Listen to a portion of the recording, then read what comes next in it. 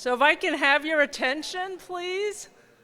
It is past 9:05, which is when class starts, so I think we should begin. It's my pleasure. I'm Jessica Wan, Cornell class of 1988. I wrote my senior thesis with Walter Lefebvre, which was a great honor and pleasure and a formative experience in my career. That's what eventually became my dissertation and first book. So it is my great pleasure to welcome you to this day's events and our continued celebration of Walter Lefebvre and his life, and today really will focus on his scholarship. So I wanted to start, just for those of you who weren't kind of involved in this endeavor, by explaining a little bit about the project and its origins. So in academe, there's what's called a Festschrift tradition, which this is a tradition in which upon the retirement of an important scholar who has trained a lot of students, there's usually an event in their honor and then a volume published in their honor, a volume of essays. My understanding is that when graduate students of Walt's proposed this idea to him, he rejected it. So there was no Festschrift celebration and publication. But after he passed away, well, there were various commemorative events. And as I understand it, a group of his former students, as well as family members, some friends, they gathered. There was a small gathering in Connecticut to honor Walt, and there was a lot of discussion of what else might be done in his honor. And from that came the roots of this volume that will be published by Cornell University Press next year, Thinking Otherwise, which is a volume to honor Walter Lefebvre's life and work. And so three fearless leaders, Doug Little, Richard Immerman, and Susan Brewer, have edited this volume. It's organized into primarily a set of co-authored essays by both his former PhD students as well as undergraduate students like myself. So in addition to a set of essays that honor his life and Walt the man, there are 6 essays that focus on 6 major works. All of them are co-authored, and they are the subject of today's forum. So without further ado, we will start with Susan Brewer, who was one of Walt's graduate students in class of 1990. Bob Hannigan was one of his undergraduate students, class of 71, and they are going to talk about and reflect upon Walt's first book, his major study that has been so influential, is still influential down to this day, The New Empire. So I'll introduce Bob and Susan.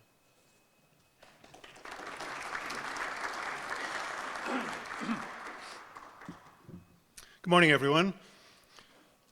My name is Bob Hannigan. In our chapter, Susan Brewer and I focus mainly, though not exclusively, on Walt's first and perhaps most famous book, The New Empire. I'm going to give a quick overview of our chapter, after which we'll field questions, and Susan will act as point person for discussion. One of the things that needs first to be noted, I think, about Walt is that his huge impact on his field in history came right at the very beginning of his career with this book, The New Empire. So with that in mind, in our chapter, we begin with a brief discussion of why and how he became an historian. So Walt went to college at Hanover College in Hanover, Indiana, and took classes there with a professor in the history department by the name of Robert Bowers, B-O-W-E-R-S. And many years afterwards, when I talked to him asking whether there was a particular professor who helped crystallize for him what he wanted to do with his life, he cited Bowers as that person. As he was finishing up at Hanover, he asked Bowers' advice as to what he ought next to do, and Bowers suggested that he might be interested in going off to Stanford, where Thomas A. Bailey, the most famous American diplomatic historian of that day, was teaching. Bailey was also known as somebody who wrote in a very accessible way, and this was something that Bowers thought would appeal to Walt's desire to write well and reach as broad an audience as he could as an historian. But he suggested maybe go and get your master's at Stanford, then move on for your PhD to the University of Wisconsin. And he suggested that on the grounds that Bowers was picking up that really interesting new perspectives on the history of American foreign policy were gestating at the University of Wisconsin. And indeed, they were in that field and many others. This by virtue of the fact that the University of Wisconsin at the time was in many ways the last bastion of the so-called progressive school of historical inquiry and writing that had dominated the field of American history really for most of the early 20th century up to the 1940s. Those of you who may be familiar with the history of the history department at Cornell will certainly recognize the name of Carl Becker, who actually had gone to Wisconsin for his PhD and then had a long career as one of the most famous history professors at Cornell. The progressive school we can talk about in our discussion if people wish a bit more. Basically, by the early 20th century, they had taken the idea that rather than, as had been the case on the part of many American historians before them, rather than simply writing celebratory history, glorifying America's past, that the past had more to teach the present in terms of how things got the way they were and how they might, things might be addressed and improved. And in this way, Wisconsin played a kind of transitional role because a lot of history that came to prominence after the 1950s within the profession still had about it this progressive approach to the past. At Wisconsin, Walt in particular was influenced by two people whose photograph we have up here. On the left, Fred Harvey Harrington, and on the right, William Epplin Williams. The influence from Harrington came from the fact that he was Walt's graduate advisor, and Walt took his seminar. Many years later, Walt wrote in a Festschrift for Harrington how important Harrington's approach to history was to him, and also a model teacher. Walt admired the rigor with which Harrington ran the seminar, but he also took to heart Harrington's injunction that it was important for historians to take an honest look at the past, and if they did so, they could help Americans of the present to understand where they were and how things might be effectively run in the future.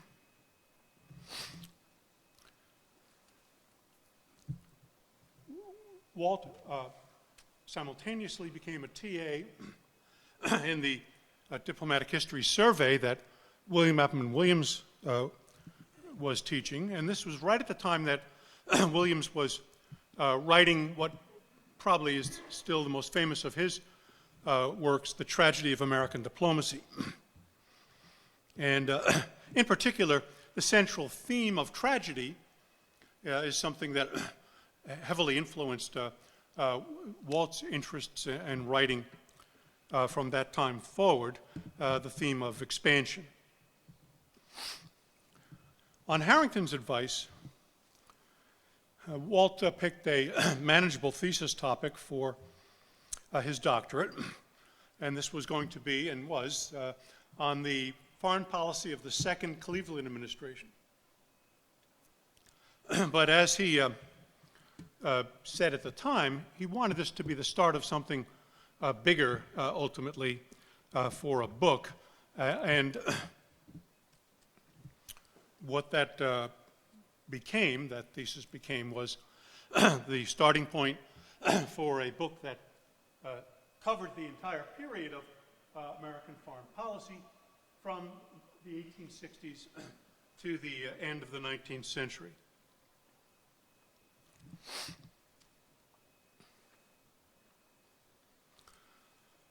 This is a book that, while actually still in manuscript form, won Walt the Beveridge Prize from the American Historical Association in 1962, given out by the AHA every year to the book that makes the most significant contribution that year to study of American history.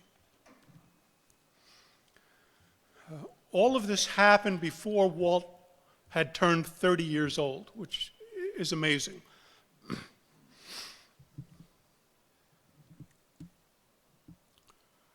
So this book remains the place to start to this day in terms of its importance for anybody interested in trying to understand the transformation of the United States from a power that was focused mostly on the Americas and North America in particular to spreading its interests around the world.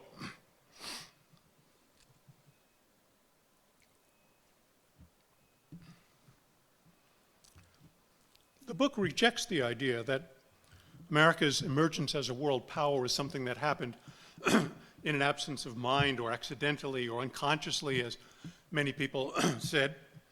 And more specifically, it addresses the reigning ideas at that time about how the United States became involved in the Spanish-American War, how afterwards it acquired island possessions as far away as the Philippines. And we can take up what some of those prevailing ideas were if people are interested in our discussion later. Walt argued that all of the dramatic developments that took place at the very end of the 19th century, in fact, were part of and could trace their roots to the very beginnings of the American Republic, and especially to the unfolding in the middle decades of the 19th century of America's Industrial Revolution. In the New Empire, he traces the way by which one of the important influences on American diplomacy became, on the part of policymakers, a desire to find and secure abroad an expanded field for all of this new industry and its output that was developing in the United States in that era. And on the left and the right of the book jacket there, I've got two of the central protagonists of the new empire. William Seward on the left, one of the most prominent American secretaries of state in the 19th century, and one of the key architects of the new empire, Alfred Thayer Mahan.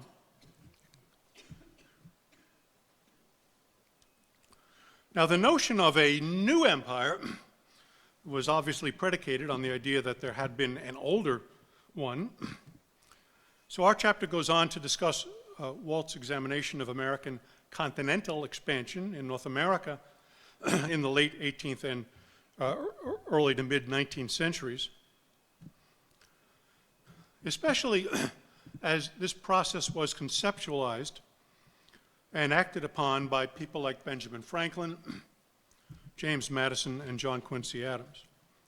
And Walt did this most notably in an essay that he contributed to a book edited by Williams called From Colony to Empire, and in a book that he put together of papers, writings, letters by John Quincy Adams, and provided a long introduction to. For all three of these individuals, he shows that they all struggled with the question of how America's republic, how its institutions, how it governed itself, how its liberties and freedoms, how these might be preserved if the country pursued an expansionist course. And parenthetically here, I'll point out that John Quincy Adams stood out to Walt as the most important American Secretary of State in the 19th century, precisely because Adams ultimately came to worry that these things, expansion and the survival of the Republic, that these things, in fact, could not coexist. Okay.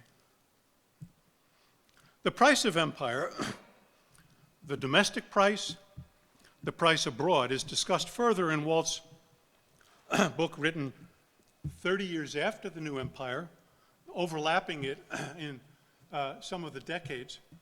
And that's the book that is depicted in its book jacket, first book jacket up here. It was later brought out in another edition. It's a second volume of the Cambridge History of American Foreign Relations, The American Search for Opportunity, 1865 to 1913. This book does considerably more than carry the earlier work's story to the eve of World War I. Indeed, one of the things that I was most struck by when I first read it was the degree to which Walt was determined not to simply recapitulate what he'd said in the New Empire. And it's a book that I think deserves more attention than it's received. In particular, in this book, Walt emphasizes how destabilizing to other societies American expansion had been and could be. He also addresses, to a degree that went well beyond the new empire, those people over whom that expansion ran roughshod as it unfolded, particularly peoples of non-European ancestry.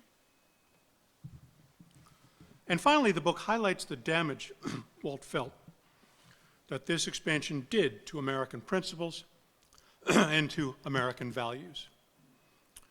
Okay, with that overview, I'll stop talking, and Susan and I will be happy to address any questions people have and move on to a discussion.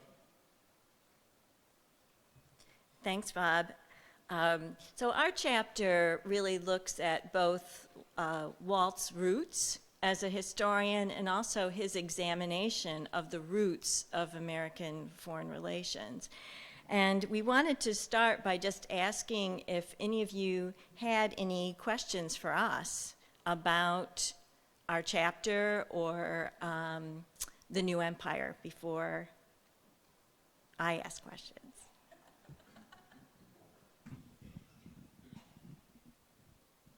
Okay. All right. Well, I think that one of the things Bob and I would like to know from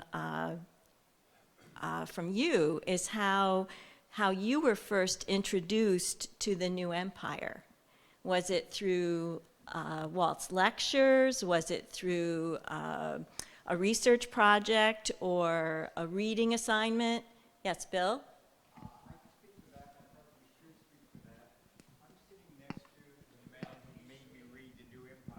Bill, you're getting a mic. Okay. Thank you. I always raise my voice when I'm lecturing. I'm sitting next to the man who introduced me to Walt and the New Empire, David Green. I was a student in the spring of 1968 at Ohio State University, where David was working his first job.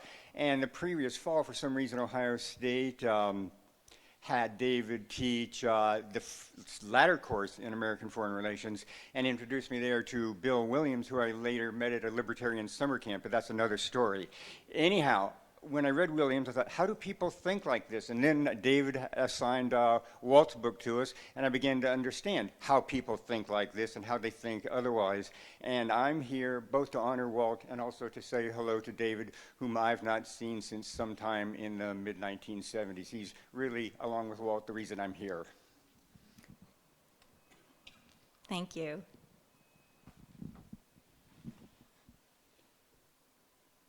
Yeah, Doug?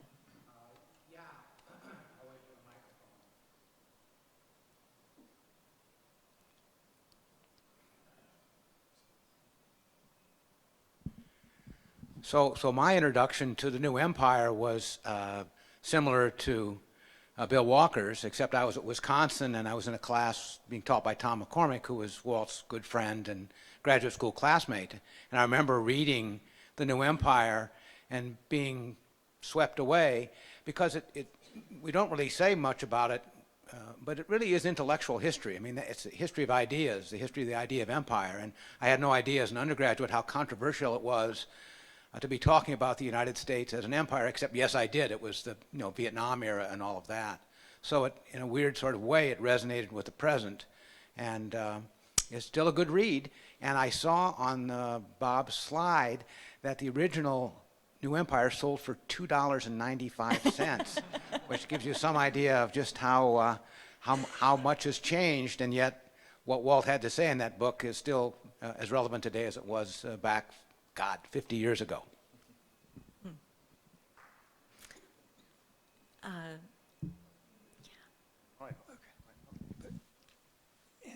you go first.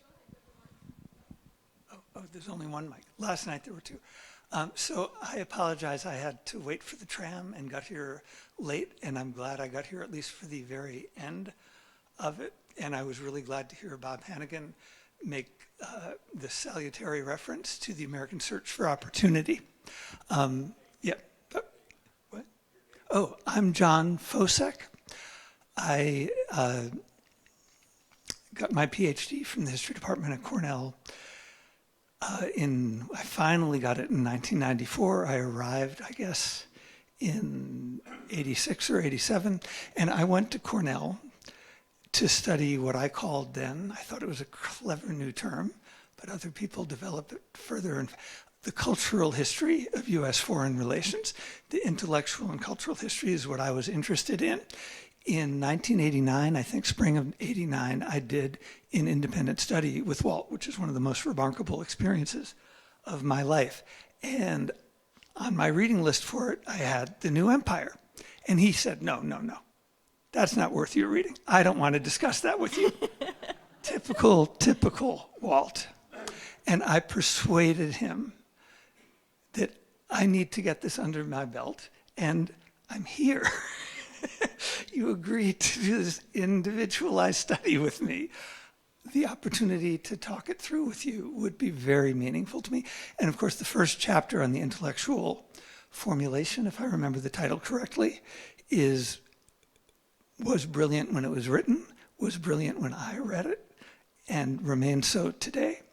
But what I took away from that session together was he said to me, in classically earnest Walt style, I wish I could have another crack at that book, at that period. So when I heard The American Search for Opportunity was coming out, I was very excited. And I think that book is in many ways even more remarkable than The New Empire, and underappreciated. I do my little bit to correct that, teaching master's students in international relations at NYU, but thank you. Thank you.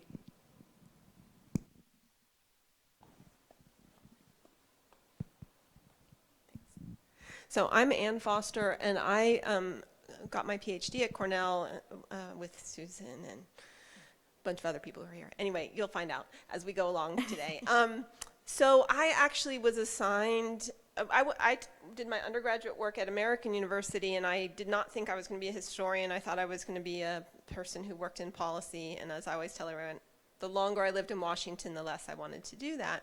So by the time I was my senior year, I was thinking about going and getting a PhD, and I had been working very closely with Bob Beisner, who works on the same time period very much, a pretty important book on the same time period, but from a quite different perspective. They were not hostile to each other, but they were just different. And so I had never taken a class on the sort of first half of U.S. foreign relations, but when I was getting ready to apply for grad school and thinking of working with Walt, Bob said you must read The New Empire. So I sort of read both The New Empire and Tragedy of American Diplomacy and Contours in American History extramurally as a senior in college to get ready to come and work with Walt. And so absolutely sort of opened my mind. Bob had already opened my mind in one direction, and then I had my mind open in a different direction and been grappling with those issues ever since. I did have a question for you guys, and so if things flag, you can answer my question, because as John sort of suggested, there's a change in the ideas about what American involvement in the world means for the rest of the world, from the New Empire to American Search for Opportunity, and the issue of order and disorder. And so I was wondering if you guys could reflect, if you thought about that while you were rereading sort of this set of books, if you could reflect on how you see that trajectory. So. Sure. Do you want me to go first, Bob? Oh. Okay. Let's. Okay. All right.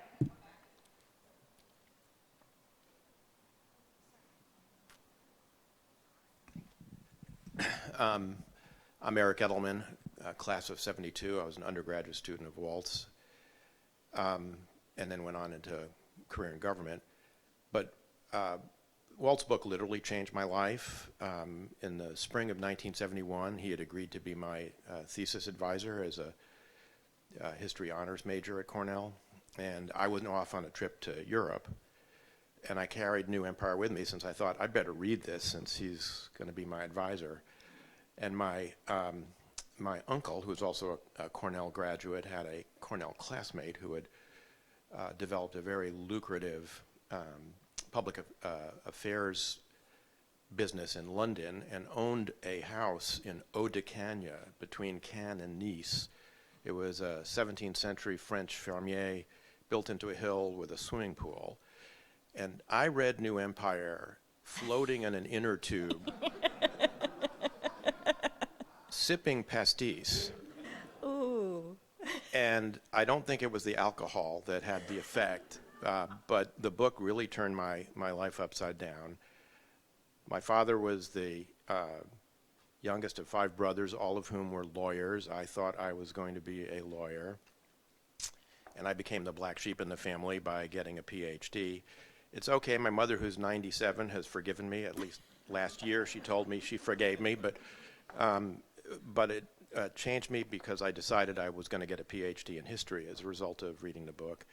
And it changed me because the book so profoundly examined the dilemmas and problems that policymakers face when they have to make important decisions about the nation's future. And that has stayed with me through the rest of my career. Thank you.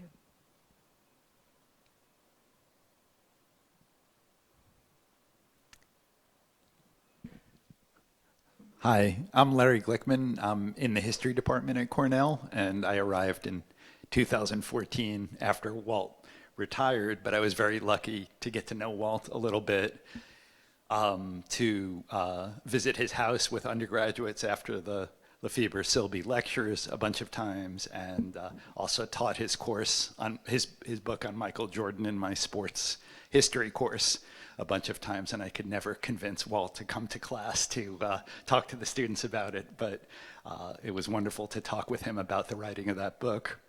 And I also wanted to say on behalf of Tamara Luce, the chair of the history department, that she regrets being unable to come, and my new colleague Ruth Lawler, who has the position that Walt had as our historian of diplomacy and foreign policy, was also unable to attend and sends her regrets as well. So I speak on behalf of the department and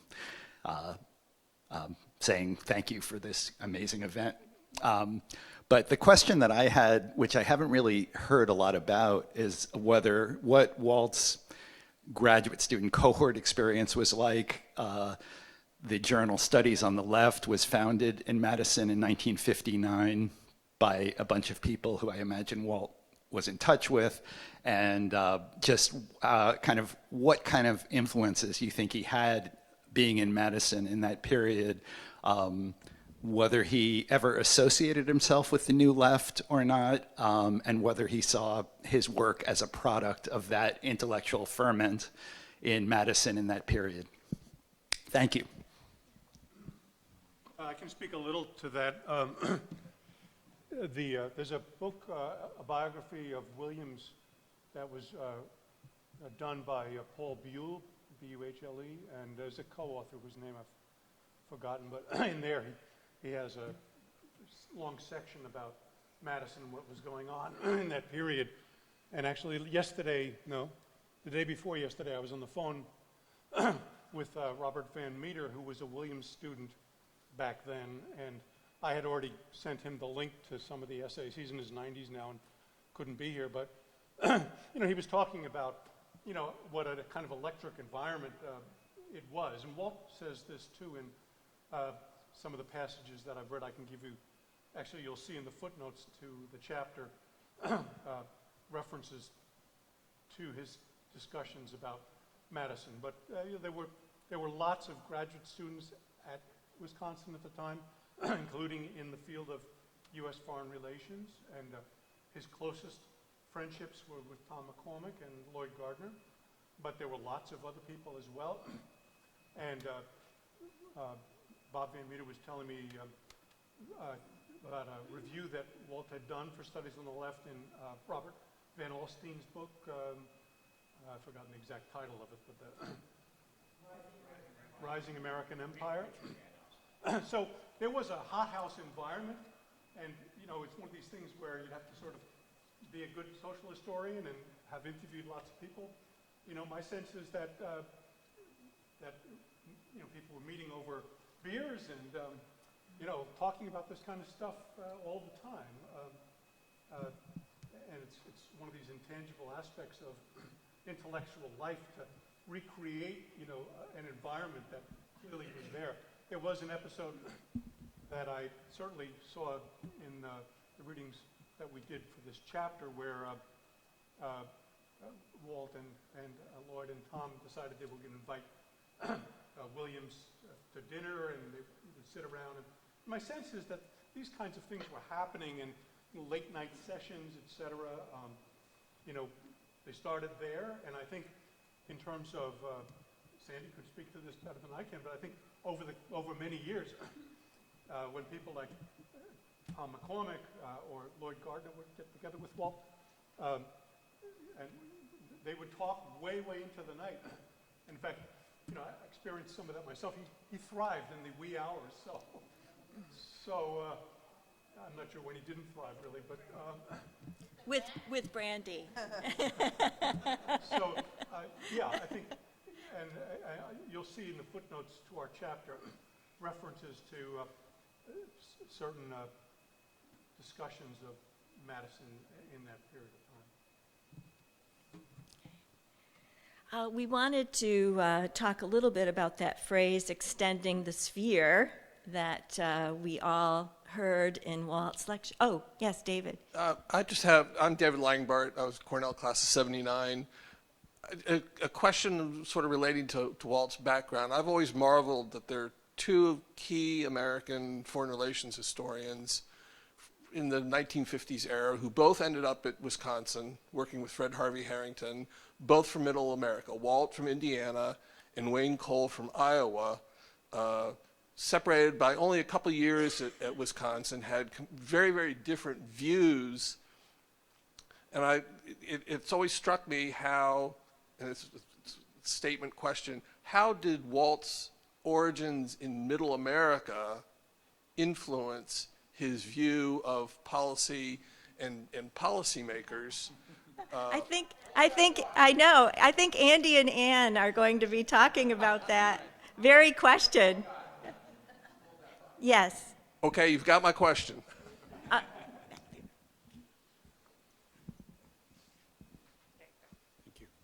So Evan Stewart, class of 74, student of Walt's.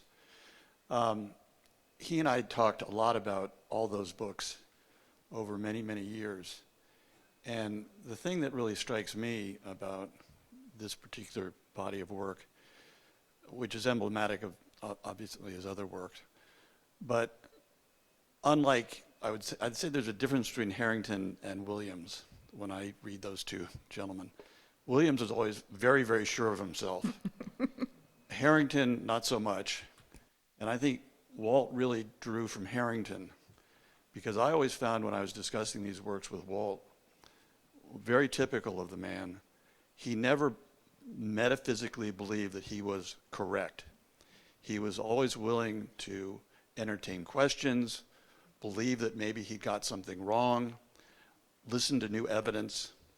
And I think when other people have talked about from the first book to the later book, The Search for Opportunity, that showed a growth in his scholarship that represented his constant questioning about whether he was right, because I believe that he never really believed he was ever right all the time. He was always willing to be questioned, presented new evidence, and be challenged. And that's one of the great things about my experience with Walt, because we always had that dialogue.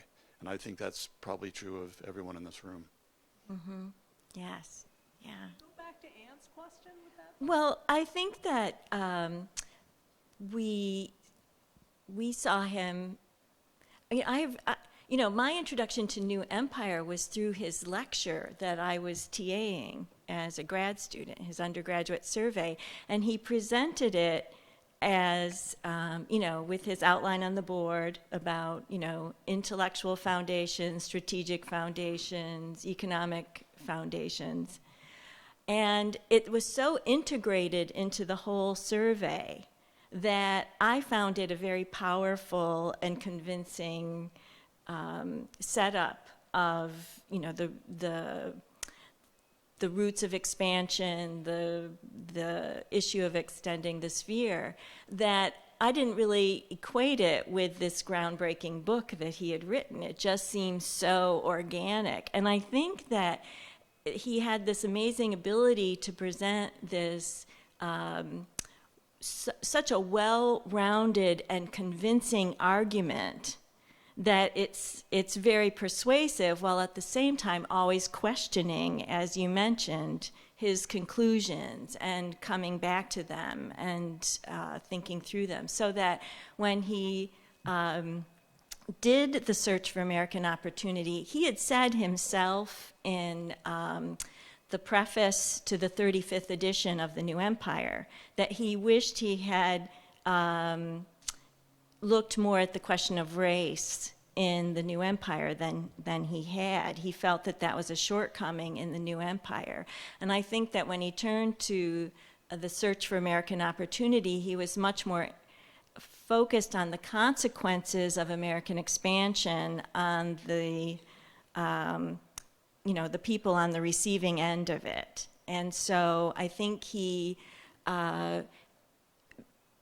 used that chance to revisit and refocus while maintaining some of the basic argument in New Empire, but sort of broadening it to take in much more of the consequences of American foreign relations on other people in the Americas and Asia, rather than the New Empire, which concentrates much more on the policymakers and their thinking about what they were doing. We're. Okay. I think Richard also has Oh, okay. Yeah, I just want to make a quick comment, and I'm also was class of 1971, and I have no idea when I read The New Empire for the first time. In fact, until this conversation, I would have said that I read it in this course, but clearly I didn't, because I didn't think that Walt assigned his own books. So I must have read it right after I took the course, which probably is the only book I ever read after I took a course that had to do with the course. So that says something about the influence that Walt had on me. But one of the distinctions, one of my biggest takeaways from that book, in addition to everything we've talked about, and one of the distinctions between that and Search for Opportunity, was the structure of the book and the way that he focused on individuals. And how he used those individuals as vehicles to tell his story and to make his argument. Which is, for those of us who have tried afterward to do this, it's really hard to do. But it was one of the, I think, sort of geniuses that reflected in that book, that he did it, which made it not just more intelligible to an undergraduate like myself, And his lectures were the same way, that he would build them around individuals. And so in addition to the arguments and the pound breaking that, it was really the method and the structure of that book, which I think added to its appeal and ultimately how it became such an iconic volume. David has a question. I'm David Green, B.A. Walt, 1962, Ph.D. Walt, 1967. And I want to raise an issue which I would like to hear each of you speak to that comes not from the actual body of the text of the New Empire, but rather from the introduction. Walt wrote towards the end of the introduction that in writing about the shapers of American foreign policy in the late 19th century, he was struck by the fact that these were not only very thoughtful people, very well-educated and analytical people. He was also very much impressed by their involvement in the real world, in their ability to grapple with real day-to-day issues, political, economic, financial, and so on. Today, one of the sad hallmarks of American political discourse is that it is so much based upon demonization. And not just on the part of the working politicians, and of course, you have but to go online each morning or open a newspaper if you still happen to read newspapers in print form. You will see demonization proceeding almost universally. What gave the new empire such a tremendous impact was that that was the most important thing Walt did not do. He did not demonize Seward, Mahan, Josiah Strong, William McKinley, Teddy Roosevelt, or any of the others that he wrote about.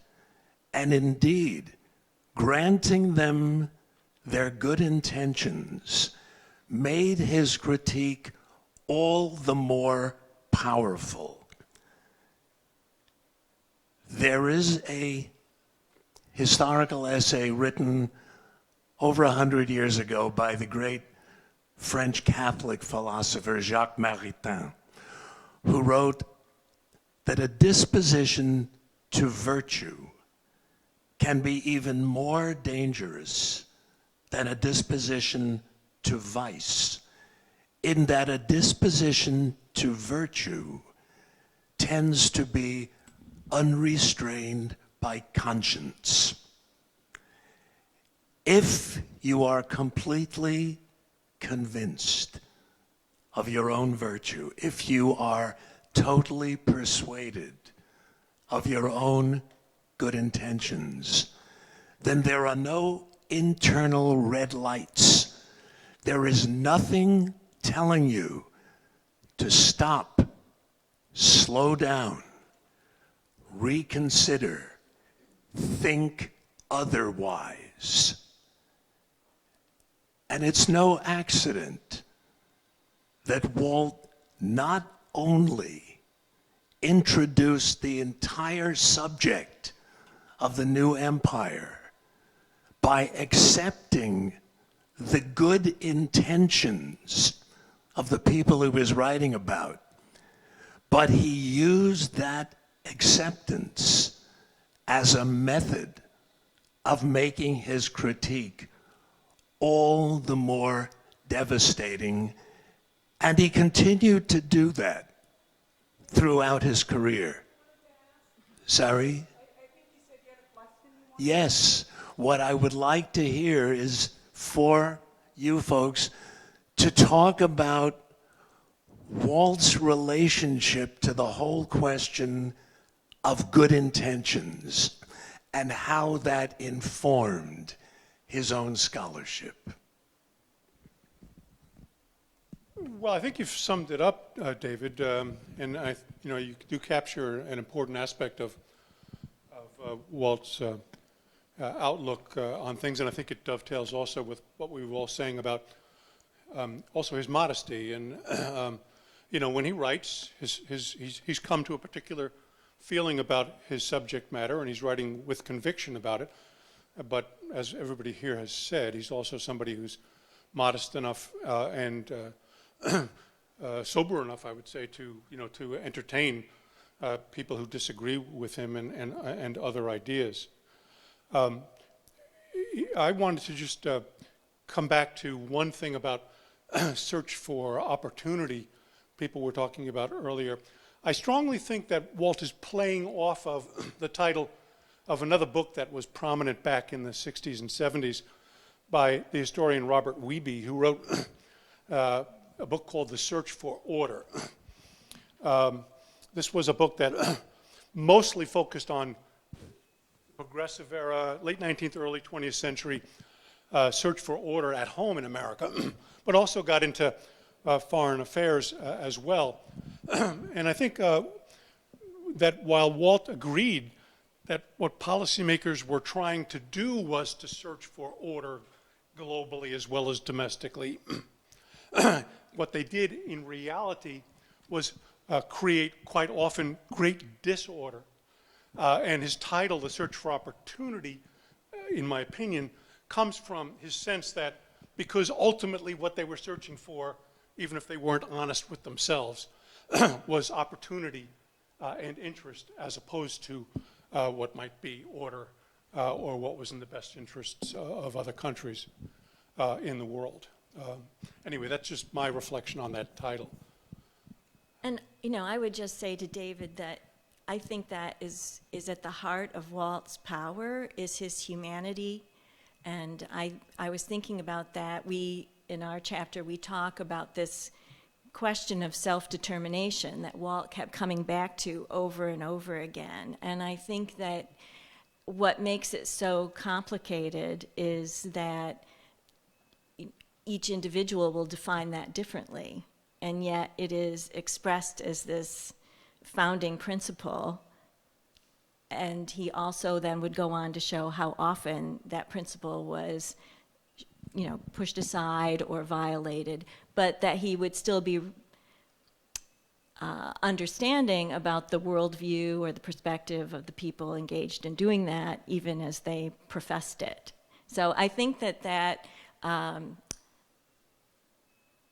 grounding in a humanity and without neglecting to also critique is in his work. We are obligated by contract to mention John Quincy Adams, I believe. So in our chapter, of course, we had to do it because he did that wonderful little book of John Quincy Adams' papers. And I think that, Walt himself talked about Adams facing this, what Walt called this cruel paradox that comes from extending the sphere or expansion, that this is seen as a fundamental aspect of the American system, while it also constantly endangers the American system and undermines what Americans believe in. So I think we're going to have to wrap it up, right, Jessica? So I was actually going to exercise the chair's prerogative to ask a question. well, I was just going to ask if we could just maybe just come back to this issue of self-determination, because I feel like he, in his books on the late 1700s and 1800s, is really setting up that dilemma that he will continue to write about in his work on the 20th century. Yes, go ahead, Jeff. Yeah, no, I think my question was in a different direction, so I won't ask Okay. it. But I will just comment on how both of your comments just now also speak to that central theme of tragedy, which I associate with the Wisconsin school, right? That tragedy of American diplomacy is precisely about how the consequences of what American leaders sought ended up unraveling the very, very things they hoped to achieve. So order produced disorder. And I think that also speaks to the humanism of Walt's work and, you know, that fundamental dilemma of the United States and all the ways in which the internal tensions between aspiration and the possible are constantly in collision with each other. That's also part of the tragedy of not just American diplomacy, but in some ways the United States itself. And I think Walt's humanism speaks to that dilemma, and a kind of humanist core at the Wisconsin school that its critics often didn't understand because they focused so much on what they saw as the unwarranted criticism. But that's what's often, I think, missing from the critiques of the Wisconsin school. But then I'll let you. No, I think that, and I think that's why we keep coming back to these same questions over and over again. And I think maybe Richard had something he wanted to say. No, I was just reminding you of the time. Well, That's my job. okay. Well, we're just about at 10 o'clock, so I think we can wrap it up here. We'll reconvene in about 10 minutes so people can take a break. We're going a little in advance of Cornell time. We can reconvene at 10:08 rather than 10:10.